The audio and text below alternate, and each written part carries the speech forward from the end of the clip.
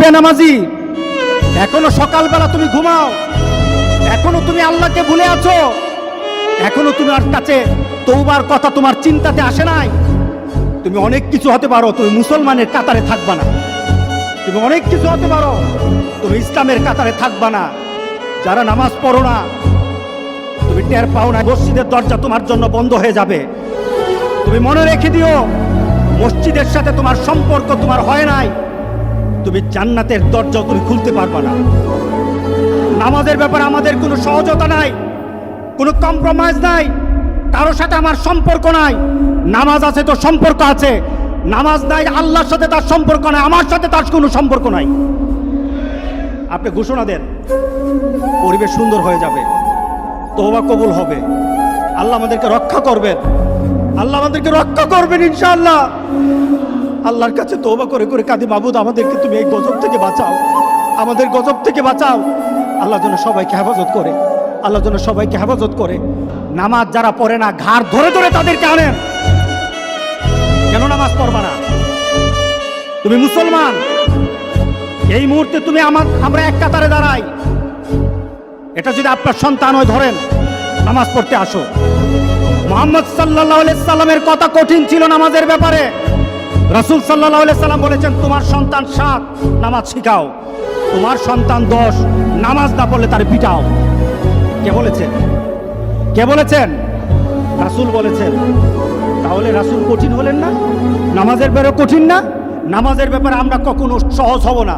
সুতরাং আমার রাসূলের কথা হলো, তওবা তো তখন পর্যন্ত।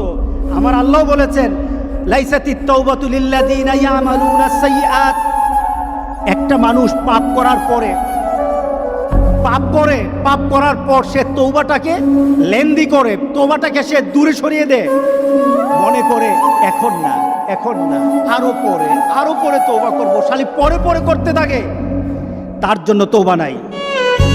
হাত্তা ইদা হাদারা আহাদাহুমুল মাউত, যখন মৃত্যুর দুয়ারে চলে যায়, যখন সে কোয়ারেন্টাইনে চলে যায়, যখন সে আইসিইউতে যায়, তখন বললে ইন্নী তুবতুল আন, এখন তওবা করতেছি। আল্লাহ বলেন, এটা আমার কাছে তওবা না।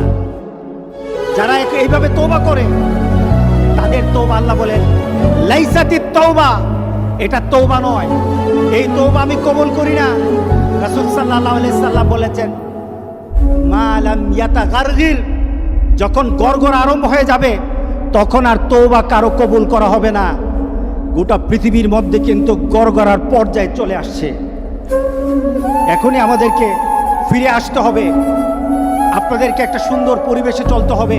যেটা বলা হয়েছে, আমাদের হাত পা মুখ এগুলি সবসময় আমরা ধোবো, আমরা একটু পরপর হাতগুলি ধোবো। আমরা যখন হাত ধুইতে যাব, আমরা হাত ধোবো না, আমরা উজু করে নেব, ঠিক না? আমরা কি করে নেব? উজু করে নেব। মুমিন কখনো কি থাকে না, নাপাক অবস্থায় থাকে না। কারণ আল্লাহ বলেছেন, যারা মুতাতাহিরিন, যারা পবিত্র থাকে, আল্লাহ বলেন আমি তারে ভালোবাসি, আমি তারে ভালোবাসি, আমি তারে ভালোবাসি। আল্লাহ। সুতরাং আমরা কি করব? হাত মুখ সবসময় ধোবো।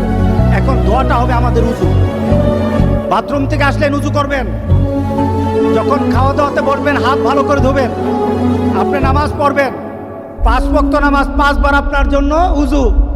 আপনি যখন কোরআন তেলাওয়াত করবেন তখন উজু। আপনি চিন্তা করলেন এখন আমি একটু ইবাদত করবেন, উজু করে নেন।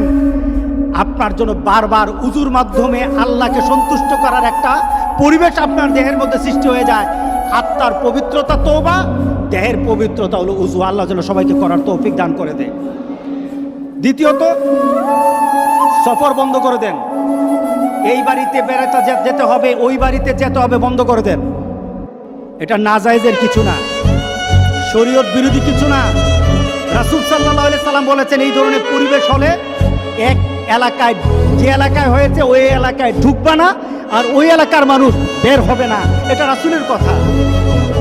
এখন মহামারী কোনো এলাকায় নাই, গোটা পৃথিবীতে হয়ে গেছে। বের করে যাবে না, ওই এলাকায় গেলে বাঁচা যাবে, মহামারী হবে না, এমন কোনো জায়গা বাকি নাই। গোটা পৃথিবীর সবটাই এখন মহামারীর স্থান হয়ে গেছে। বাঁচতে হলে নিজেকে একটু কন্ট্রোল করে আল্লাহর কাছে সাহায্য চাইতে হবে। কার কাছে সাহায্য চাইতে হবে? আল্লাহর কাছে। দ্বিতীয়ত, বাজারে দরকার আছে, বাজার আপনি যাবেন, তবে স্বভাব সুলভ বাজারে যাওয়া হবে না। স্বভাব সুলভ বাজারে যাবেন না। স্বভাব সুলভ কি? মন চায় বাজারে যান, মন চায় আড্ডা দেন, মন চায় চার সময় বসেন, মন চায় দোকানে গিয়ে বসে থাকেন, এটা আর হবে না। কি বলেন? একটা সুস্থতা পরিবেশ ফিরিয়ে আনতে হবে। কি করতে হবে? আপনি আপনার ঘরেই থাকেন, আল্লাহর কাছে কাঁদেন। আপনি হেঁটে চড়ে, আপনি বাজারে আড্ডা দিয়ে, আপনি আরেক বাড়িতে গিয়ে আপনি তো তওবা করতে পারবেন না। আপনি ঘরের কোণে বসে থাকেন, আপনি দেখবেন চোখ দিয়ে পানি চলে আসবে। ফ্রান্স থেকে একটা ছেলে ফোন দিল আমাদের গ্রামের, মাসুদ নামে। সে বলছে, হুজুর আমাকে মাফ করে দিয়ে।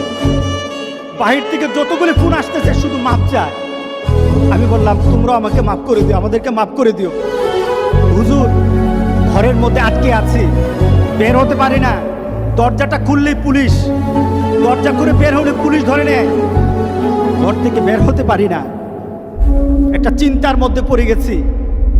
আমি চিন্তা করলাম, এই যে মাপ চাওয়া, তওবা করা, একটা মানসিকতা সৃষ্টি হওয়া, ঘরের মধ্যে বসে থাকার কারণে সৃষ্টি হয়েছে। আপনি ঘরে বসে থাকেন, তওবা করেন আল্লাহর দরবারে, এত হাঁটাহাঁটি করবেন না। এটা বাংলাদেশ থেকে, বাংলাদেশ সরকারও এটা আমাদেরকে বলতেছে, কিন্তু আমরা শুনছি না।